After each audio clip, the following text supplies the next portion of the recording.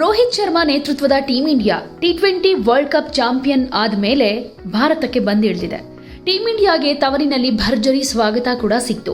ಭಾರತಕ್ಕೆ ಬಂದಿಳಿದ team India ಖಾಸಗಿ ಹೋಟೆಲ್ಗೆ ಹೋದ ಮೇಲೆ ಬೆಳಗ್ಗೆ 11 ಗಂಟೆಗೆ ಪ್ರಧಾನಿ ನರೇಂದ್ರ ಮೋದಿಯವರ ಆಹ್ವಾನದ ಮೇರೆಗೆ ಅವರ ನಿವಾಸಕ್ಕೂ ಭೇಟಿ ಕೊಡ್ತು. ಪ್ರಧಾನಿ ನರೇಂದ್ರ ಮೋದಿ ವಿಶ್ವಕಪ್ ಟ್ರೋಫಿ ಗೆದ್ದ ಭಾರತ ತಂಡಕ್ಕೆ ತಮ್ಮ ನಿವಾಸದಲ್ಲಿ ಔತಣಕೂಟವನ್ನು ಏರ್ಪಡಿಸಿದ್ರು.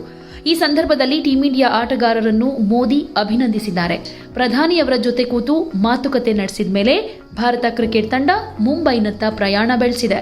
ವಿರಾಟ್ ಕೊಹ್ಲಿ, ರೋಹಿತ್ ಶರ್ಮಾ, ಹಾರ್ದಿಕ್ ಪಾಂಡ್ಯ ಮತ್ತು ಮುಖ್ಯ ಕೋಚ್ ರಾಹುಲ್ ದ್ರಾವಿಡ್ ಕೂಡ ಇಲ್ಲಿ ಪ್ರಮುಖವಾಗಿ ಕಾಣಿಸಿಕೊಂಡ್ರು.